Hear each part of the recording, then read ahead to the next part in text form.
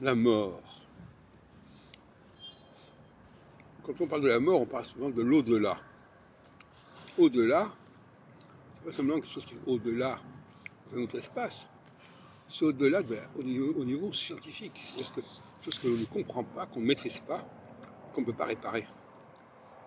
Ce qui fait la gravité du meurtre, c'est qu'il est irréparable. Si je blesse quelqu'un et que je ne le tue pas, ça n'est pas aussi grave que si je le blesse et qu'il meurt. C'est totalement différent. On a passé une frontière, on a passé une limite. La limite, c'est l'impuissance humaine. Les hommes sont impuissants à permettre la résurrection, pour employer une expression chrétienne qui concerne Jésus qui serait résurrectionné. Eh bien, donc finalement, l'astrologie est comme la mort. C'est-à-dire que son mode de fonctionnement nous échappe. Nous n'avons pas prise dessus.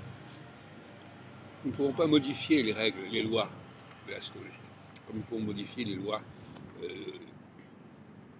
votées par le Parlement, etc. Donc, voilà, c'est un domaine de l'au-delà, off-limits, comme on dit en anglais. C'est-à-dire que c'est quelque chose qui nous échappe, sur lequel nous n'avons pas prise, que nous ne contrôlons pas, que nous ne maîtrisons pas.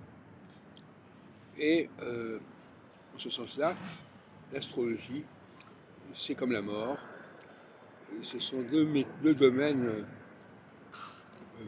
Et d'ailleurs, il y a aussi mais ça c'est plus complexe, il y a aussi évidemment la naissance. Mais la naissance, on ne compte la naissance, la gestation, c'est quelque chose qui ne nous échappe pas complètement. Et la femme a une image particulière parce qu'elle est la seule à maîtriser la vie, si on peut dire, à la mener à bien, l'accouchement, etc. Pas elle dans sa tête, mais dans son corps. Donc la femme est aussi une espèce de limite entre ce qui est accessible et ce qui n'est pas accessible. Quelque part, la femme est dans la transcendance, elle est donc dans l'au-delà, par son mode de fonctionnement qui lui échappe complètement à elle, mais qui nous échappe aussi. Même on peut faire des trucs in vitro, etc. Et voilà donc des domaines qui sont beyond, au-delà. Au-delà de ce qu'on maîtrise, au-delà de ce qu'on peut comprendre. Et c'est une illusion de croire que l'on peut expliquer l'astrologie.